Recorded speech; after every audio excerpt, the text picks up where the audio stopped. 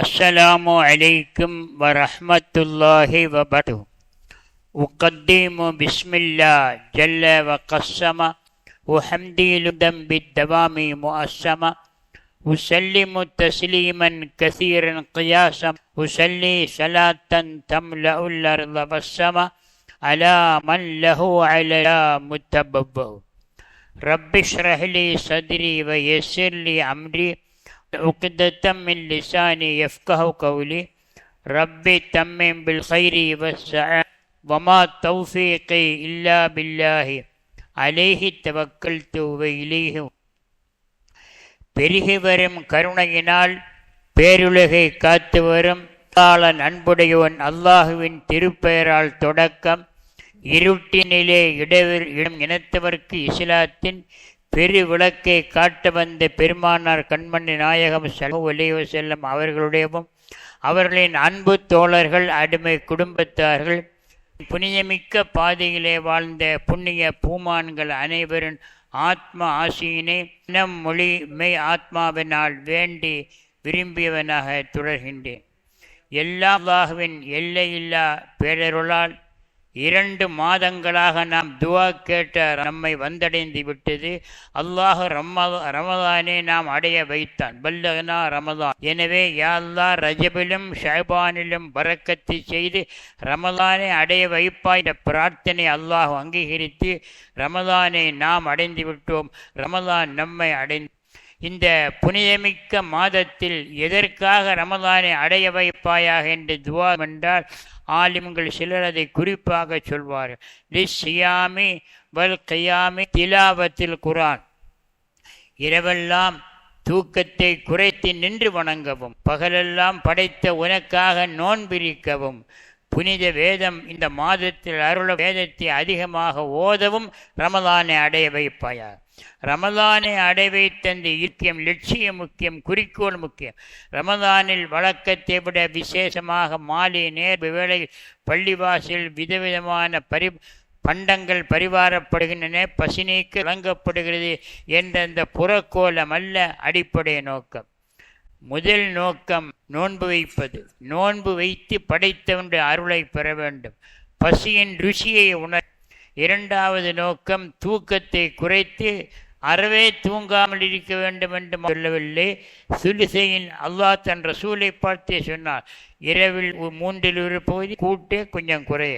யா ஐயுஹல் முஸம்மில் சூறாவில் சொல்லிக்க, அதாவது 3 கொஞ்சம் கூட்டலாம் குறைக்கலாம் என்று அல்லாஹ் தன் ரசூலுக்கே சொல்லும்போது முழுக்க கண்விழி நோக்கம் அங்கே வரவில்லை. என்றவரிலும் அதிகமான நேரங்கள் தொழ வேண்டும். நமது பள்ளிவாசலே 2 மணிக்கு கியாமுல் லைல் நடைபெறுகிறது. பக்கத்து பள்ளிவாசல் 2:15 2:30 நடக்குது. ஆக 2 மணி என்பது எல்லோரும் உறங்கும் நேரம். பூவொருள் உறங்க புவனமெல்லாம் ஆழ்ந்துறங்கும் என்று சொல்லப்படுகிற பறவைகளும் மற்றுள்ள உயிரும் எல்லாம் உறங்கக்கூடிய நேரத்தில் அல்லாஹ்வுக்காக கண் விழித்து கியாமுல் லைலை நிறைவேற்றுகிறோம். ஆக அந்த 2 மணி 2:15 2:30 எனப்படுகிற அந்த நள்ளிரா நேரத்தில் அல்லாஹ்வை நினைத்து திக்ரி செய்து நம்முடைய கோரிக்கைகளை அவனிடம் சமர்ப்பிக்கக்கூடிய மகத்தான கியாமுல் லைல். கியாமுல் லைல் என்ற வார்த்தையை சொல்லும்போது ஒன்றை நாம் தெரிந்து கொள்ள வேண்டும். தொழுகைதான் கியாமுல் லைல் என்று சிலர் தவறாக வழங்கி கொண்டார்கள். பெருமானார் ஸல்லல்லாஹு அலைஹி வஸல்லம் அவர்கள் அறிவிக்கிறார்கள், ஆயிஷா ரலியல்லாஹு தஆலா அன்ஹா மூலமாக நமக்கு கிடைக்கிற தகவல், பெருமானார் ஸல்லல்லாஹு அலைஹி வஸல்லம் ரமதானிலும் ரமதான் அல்லாத நாட்களிலும் இரவு வணங்கி கியாமுல் லைல் நிறைவேற்றுவார். ஆக தராவி என்பது ரமதானுடைய சிறப்பு தொழுகை. தராவிகை கியாமுல் லைல் என்று இணைக்கக்கூடாது. தராவிகை என்பது 20 ரக்அத் என்று ரலியல்லாஹு தஆலா மூலமாக அறிவிக்கப்பட்டது. யாரோ ஒருவர் சொன்னதில்லை, அவர் சொன்னார். அல்லாஹ்வுடைய ரசூல் சொன்னார்களா 20 ரக்அத் என்ற கேள்விக்கு இடமில்லை. சொன்னவர் யார் தெரியும்? சய்யிதுனா உமர் இப்னு கத்தாப் ரலியல்லாஹு. எப்படிப்பட்ட உமர் ரலியல்லாஹு தெரியுமா? அதுதான் மிக முக்கியம். உமர் ரலியல்லாஹு சொன்னார்னா 4 ஹலீஃபாக்கள் 2ஆம் ஹலீஃபா என்பதல்ல முக்கியம். லவ் காயும் பஅதி லகான உமர். எனக்கு பிறகு நபிமார்கள் யாரும் இல்லை, ஒரு வாதத்துக்கு ஒரு நிலாக இருந்தால் அது உமர் இப்னு கத்தாபாகத்தான் இருப்பார்கள் என்று பெருமானார் ஸல்லல்லாஹு அலைஹி வஸல்லம். எனக்கு பிறகு நபி ஒரு வாதத்துக்கு வருவதாக இருந்தால் அதற்கு தகுதி இந்த உம்மத்திலே உமர் இப்னு கத்தாப் ரலியல்லாஹு அன்ஹு எம்பெருமானார். அது மட்டுமல்ல, உமர் இப்னு கத்தாப் ஒரு தெருவிலே என்றால் ஷைத்தான் அந்த தெருப்பக்கம் வராமல் வேறு தெருவுக்கு நடப்பான் என்று சொல்லி காட்டுகிற அளவுக்கு எண்ணப்புகள் செய்தனா உமர் இப்னு கத்தாப் ரலியல்லாஹு தஆலா அவர்களை குறித்து அல்லாஹ்வுடைய ரசூல் சொன்னார். அத்தகைய உமர் இப்னு கத்தாப் ரலியல்லாஹு தஆலா அபிப்பிராயப்படி 20 ரக்காத். வேறு எண்ணிக்கை குறைத்தாலும் நமக்கு பிரச்சனை. உமர் இப்னு கத்தாப் ரலியல்லாஹு அன்ஹு அல்லாஹ்வுடைய ரசூலுடைய அந்தரங்கிந்து கொண்ட அந்த அருள்நேசை சொன்னார்கள் 20 ரக்காத் என்று. சொன்னது மட்டுமல்ல, நடத்தி தராவிக்கு ஜமாத்தை ஏற்படுத்தியது உமர் இப்னு கத்தாப் ரலியல்லாஹு அன்ஹு. ஸல்லல்லாஹு அலைஹி வஸல்லம் வாத்தில் தனியாக தராவியை தொழுதார்கள். அதற்கு பிறகு மக்களை எல்லாம் ஒருங்கிணைத்த பிறகு உமர் கத்தாப் ரலியல்லாஹு தன்னுடைய காலத்தில் தான் மக்களை ஒருங்கிணைத்து தராவிகை தொழுகை நடைபெற்றது. அந்த தராவிகை தொழுகை என்பது தனி சிறப்பு, ரமலான் சிறப்பு தொழுகை. அதனத்தில் கியாமுல் தஹஜ்ஜுத், அந்த தஹஜ்ஜுத் தொழுகையை பொறுத்தவரை பெருமானார் ஸல்லல்லாஹு 8 ரக்காத் என்பதற்கு இருவேறு கருத்து. 8ம் தஹஜ்ஜுத் அல்ல, ரக்காத்து வித்ரு 8 ரக்காத், மொத்தம் 11 ரக்காத். 8 ரக்காத்தும் தொழுவது 11 ரக்காத்து. அந்த 11ல் கடைசி 3ம் வித்திரு. அதனால தான் 2+1 தொழுகிறோம். ஹனஃபிய மதுஹபிலே மக்ரிபு மாறித்தான் வித்திரு தொழுகை தமிழகத்தின் பெரும்பாலும் மக்கள் பின்பற்றுவது ஹனஃபி மதுஹப். அதிலே 3+2+1 என்று நாம் ஷாஃபி மதுஹபிலே ஹனஃபி மதுஹபில் 3 தொழுகிறார்கள். ஆக மொத்தத்தில் எல்லாத்துக்கும் பொது பெயர் கியாமுல் லைல்.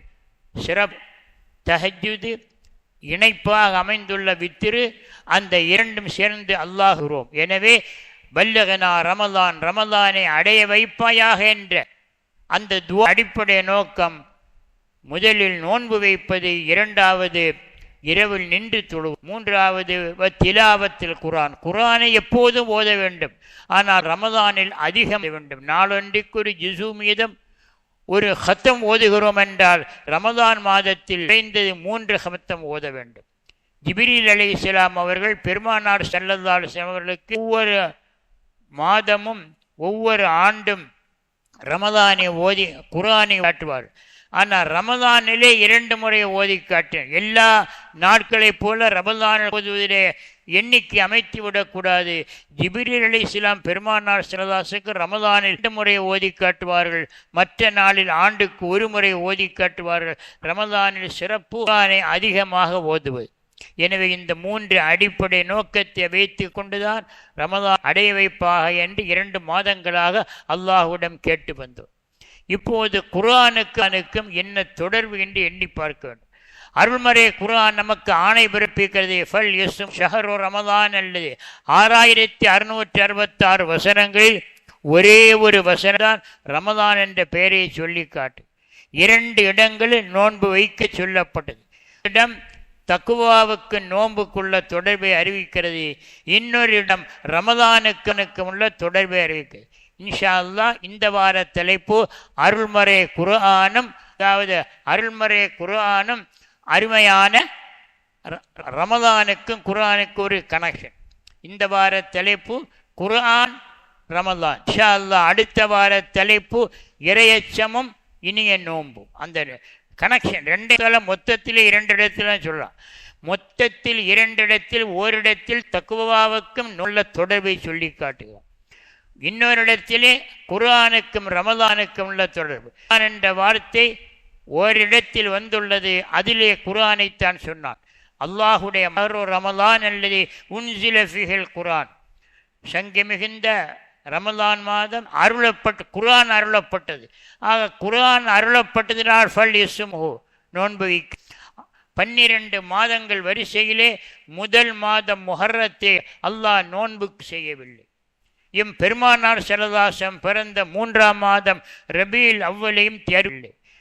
12இல் இறுதியாக இருக்கக்கூடிய துல்ஹஜ் மாதத்தையும் நோன்பு கருவு செய்யவில்லை. முதல் மாதம் இல்லை, முடிவு மாதம் இல்லை, பெருமானார் பிறந்த 3ஆம் மாதம் இல்லை, 9ஆம் மாதம். ரமலான் என்பது 9ஆம் மாதம்.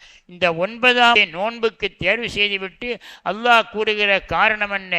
ஏன் 12 மாதங்கள் 9 நோன்புக்கு அல்லாஹ் தேர்வு செய்தான் என்றால் குர்ஆன் அருளப்பட்டது. குர்ஆன் அருளப்பட்டதினால் மாதத்தில் நோன்பு வைக்க வேண்டும். குர்ஆன் அருளப்பட்டது ஒரு குறித்த நாளில் அல்ல. பெருமானார் ஸல்லல்லாஹு அலைஹி வஸல்லம் 63 வருட வாழ்வில் 40 ஆண்டுகள் நபித்துவந்தியது.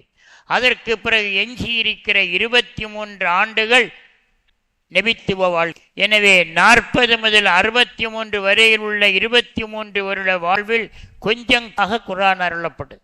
குர்ஆன் அருளப்பட்டது கொஞ்சம் கொஞ்சம் என்று சொல்லும்போது எந்த அளவுக்கு கொஞ்சம் என்றால் ஒரு 5 எழுத்து ஒரு முறை அருளப்பட்டது.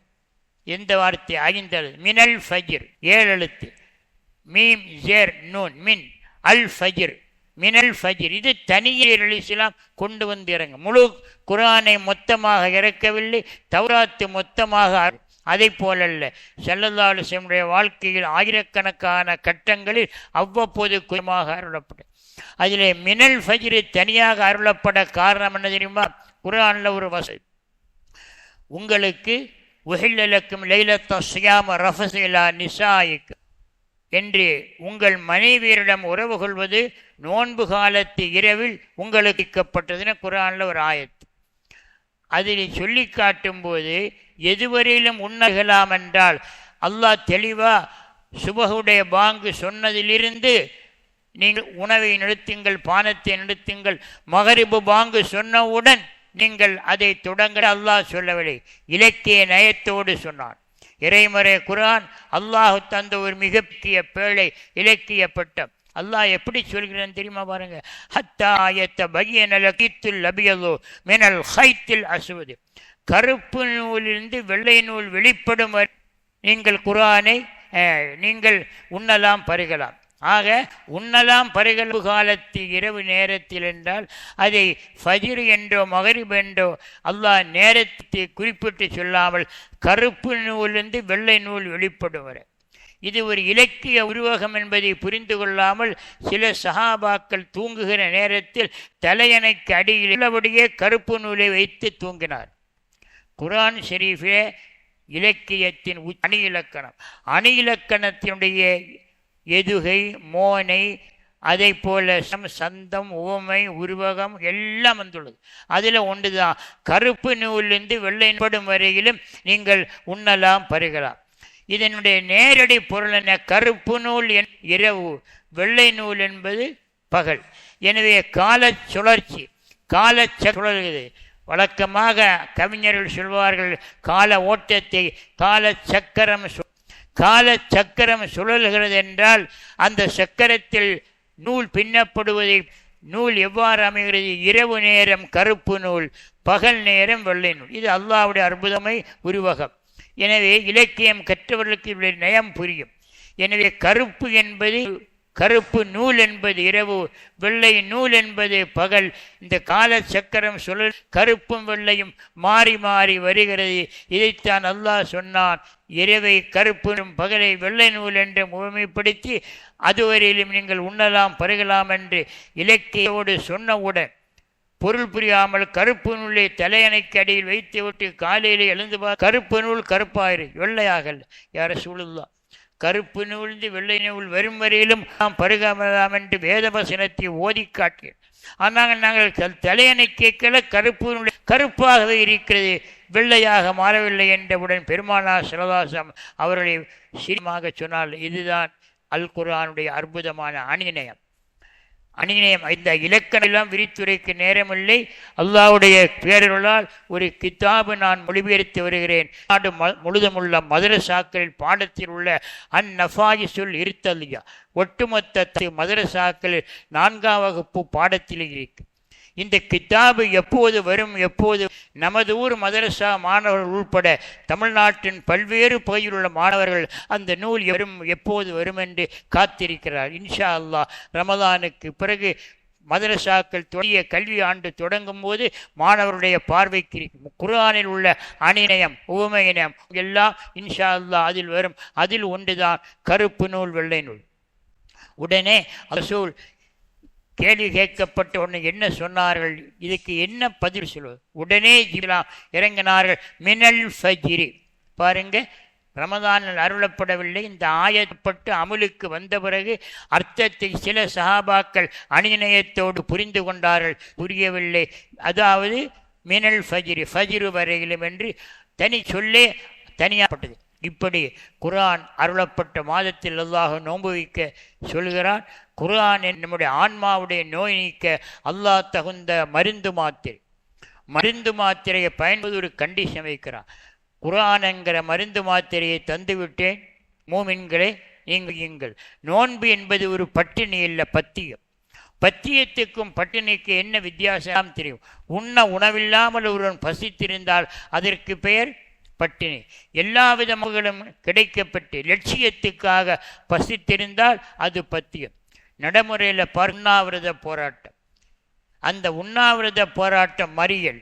ஏத்திகாஃப் என்பது அல்லாஹ்வில், யா அல்லாஹ், என்னுடைய நோக்கத்தை நிறைவேற்ற வேண்டும், உன்னிடத்திலே சரணாகதி ஆகிவிட்டேன், உன்னுடைய முன் பணிந்து விட்டேன், எனவே என் நோக்கத்தை நிறைவேற்றுவதற்கு நாம் செய்யக்கூடிய ஒரு அமர்வு, அந்த அமர்வு தான் ஏத்திகாஃப். அந்த ஏத்திகாஃப் இருக்கும்போது வெறுமனே இருக்கன்பு வைப்பது என்பது உண்ணாவிரதம். உலகத்தில் உள்ள உண்ணாவிரதங்கள் பெரும்பாலும் ஏமாற்றங்கள், காட்சிகள், மக்களை ஏமாற்றுவதற்காக பசித்திருப்பதைப் போல ஒரு காட்சி. ஆனால் இது முழுக்க அல்லாஹுவுக்காக பசித்திருக்கும் போது அல்லாஹ் சொன்ன உத்தரவின் அடிப்படையில் நாம் பத்தியத்தை மேற்கொள்கிறோம் என்றால் அல்லாஹ் கண்டிஷன் சொன்னால் குர்ஆன்ங்கிற மருந்து மாத்திரை. குர்ஆன் என்பது நோய் நிவாரணை. அது குர்ஆனில் பல இடங்களில் ஷிஃபா. குர்ஆனை பற்றி அல்லாஹ் என்று சொன்னார். குர்ஆனுக்கு 30 பேர். குர்ஆன், ஃபுர்கான், நூறு, ஹக்கீம் என்று 3 பேர் குர்ஆனில் சொல்லப்பட்டுள்ளது. அந்த 30 பேரில் ஷிஃபா என்பது பேர். மனநோய்க்கு மட்டுமல்ல, உடல் நோய்க்கும் ஷிஃபா. அல்லாஹுடைய ரசூல் ஸல்லல்லாஹு அலைஹி வஸல்லம் பல நோய்களுக்கு ஓதி பார்ப்பதற்கு சூரத்துல் ஃபாத்திஹாவை பயன்படுத்தினார். குர்ஆன் என்பது ஒரு ஷிஃபா, நிவாரணம். எனவே இந்த நோய் நிவாரணமாகிய வசனங்களை அல்லாஹ் தந்துவிட்டு நமக்கு வைக்கிற ஆணை என்ன தெரியுமா? இந்த மருந்து உங்களுக்கு பயன் தர வேண்டுமானால் நீங்கள் பத்தியம் இருக்க வேண்டும். இந்த காலத்து மருந்து முறைகளில் பெரும்பாலும் டயட்ரி கண்ட்ரோல் எனப்படுகிற பத்தியம் அந்த மருந்து ஒட்டி அமைந்துள்ளது. எந்த மருத்துவர் பழங்கால வைத்திய முறையும் அல்லது நவீன முறை எதுவாக இருந்தாலும் மருந்துக்கு சில டயட்ரி கண்ட்ரோல் விதிப்பார்கள். அல்லாஹு தாலா மருந்தை நமக்கு தந்துவிட்டு மூமின்களை பார்த்து பயன்படுத்துங்கள், உங்கள் ஆன்மாவுடையும் என்றார். எனவே பயன்படுத்தும் போது ஒரு கண்டிஷன் சொன்னால் பத்தியம் இருந்து மருந்தை பயன்படுத்துங்கள். இந்த பத்தியத்தினால் ஆன்மாவுடைய நோய் நீங்கும். ஆன்மாவுடைய நோய் என்றவுடன் ஒரு உதாரணத்தை சொல்லி, உடலுக்கும் நோய், ஆன்மாவுக்கு நோய். உடலுடைய நோய் என்பது மருந்து மாற்றப்படுகிறது. ஆன்மாவுடைய நோய் அல்லாஹுடைய வேதத்தால் குணமாகிறது. உடலுக்கு நீங்கிவிடும் உணவை சாப்பிட்டால், குர்ஆன் எனும் அந்த உணவை பருகினால், குர்ஆன் வசனம் என்னும் அந்த உணவை பருகினால் அந்த பசி தற்காலிக மட்டுமல்ல, மரணம் வரையிலும் அந்த பசி எடுக்காது. கபரிலே நம்முடைய உடலை வைத்த பிறகும் இந்த துனியா ஓதிய வேத வசனங்கள் உணவாக அங்கே நமக்கு பயன் தரும். கபரிலே நாமலும் எல்லா விதமான நோய் நிவாரணங்களுக்கு ஒரு காலக்கெடு உண்டு. அல்லாஹுடைய வேதத்தை மருந்தாக பயன்படுத்தி நிவாரணம் பெற்றால் நிரந்தர நிவாரணம், எதைக்குமே நோய் வராத நிவாரணம். எனவே உடல் பசி போக்க நாமெல்லாம் உணவை தேடுகிறோம். ரூஹின் பசி போக்க நோன்பை ஏற்போம்.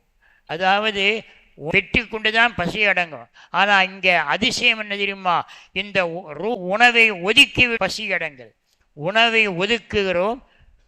உணவை ஒதுக்கினால் உடல் பசிக்கிறதோ, ரூஹுடைய பசி. உணவை ஒதுக்கினால், அல்லாஹ்வுக்காக ஒதுக்கினால் அது பசி அடங்கி விடுகிறது. போல நோய் நிவாரணம் எதனால் கிடைக்கிறது? அல்லாஹ்வுக்காக. இந்த புனிதத்தில் நாமெல்லாம் நோன்பு வைத்தால் நோயும் குணமாகும். எனவே புனித நோன்பது ஒரு விருந்தகம், மருந்தகம், ரெண்டும் சேர்ந்து உணவாகவும் இருக்கிறது, மருந்திக்கிறது. எல்லாம் அல்ல அல்லாஹ் புனித ரமதானுடைய முதல் நாளில் நம்மை எல்லாம் இங்கே சங்கமிருக்கிறான். இந்த சங்கம் இந்த ரமதானுடைய பொருட்டினால் நம்முடைய பாவங்களையெல்லாம் அல்லாஹ் நம்முடைய தேவைகளை எல்லாம் நிறைவேற்றி ஈருலகத்திலும் நலம் பெற வைப்பானாக என்று சொல்லி ஒரு தகவல் மீண்டும் நினைவூட்டுவோம். இப்போது இணைப்பு தகவல். கடந்த ஆண்டுகளை நமது பள்ளிவாசல் இன்ஷா அல்லாஹ் வழக்கமாக லுஹருக்கு பிறகு இன்றைக்கு பிறகு அல்லாஹுடைய வேத வசனம் விளக்கம் தஃப்சீர் நடைபெறும். ஒரு நேரம் 20 நிமிடம், சுமார் 20 நிமிடங்கள் இன்ஷா அல்லாஹ். ஜும்மா முடிந்து சுன்னத்தெல்லாம் தொழிற்பள்ளியிலே தஃப்சீர் நடைபெறும். கடந்த 5 ஆண்டுகளாக நடத்தி வந்த தஃப்சீர் இன்ஷா அல்லாஹ் வெள்ளிக்கிழமையிலிருந்து நடைபெறும். ஏன்னா வெள்ளிக்கிழமை என்பது எல்லா இபாதத்துக்கும் இரட்டிப்பு நன்மை. அப்படி பார்த்தா அல்லாஹ்வுடைய வேதத்தை ஓதுவது வெள்ளிக்கிழமையில் சிறப்பென்றால் ஓதப்பட்ட விளக்கத்தை சொல்வதும் ஒரு சிறப்புத்தான். பெருமானார் ஸல்லல்லாஹு அலைஹி வஸல்லம் வேதத்தை ஓதி காட்டுவதும் அவருடைய பணி என்று அல்லாஹ் குர்ஆனிலே சொல்லிக்காடு. எத்திலு அலைஹிமுல் கிதாப வையும், அவர்களுக்கு அல்லாஹ்வுடைய ரசூல் வேதத்தை ஓதி காட்டுவார்கள், விளக்கி காட்டுவார்கள். தராவீஹ் தொழுகையிலே அல்லாஹ்வுடைய வேதம் ஓதப்பட்டு காதால் கேட்டு மகிழ்ச்சி அடைகிறோம். இன்ஷா லுஹர் தொழுகை இன்றைக்கு ஜும்மாவிலிருந்து தொடங்கி வெள்ளிக்கிழமை உள்பட எல்லா நாளும் ஒரு 2 நிமிடங்கள் வெளிப்பள்ளியிலே தஃப்சீர் நடைபெறும். ஆர்வமுள்ளவர்கள் பங்குபெற்று ஆர்வத்தை நாம் அமைத்து பங்கேற்போம். பல செய்திகள் உங்களுக்கு பரிமாறப்படும். வல்ல ரஹ்மான் இந்த புனித ரமதானை உபசரித்து எல்லா நோன்பையும் தவறாமல் ஏற்று அதற்கேற்ற உடல் நலத்தையும் பொலிவையும் அல்லாஹ் இந்த ரமதானுடைய பயனை மறுமையில் பெறுகிற பாக்கியத்தை தருவானாக. வாஹிர் தஅவானா அனில் ஹம்துலில்லாஹி ரப்பில் ஆலமீன். அஸ்ஸலாமு அலைக்கும் வரஹ்மத்துல்லாஹி வபரகாத்துஹு.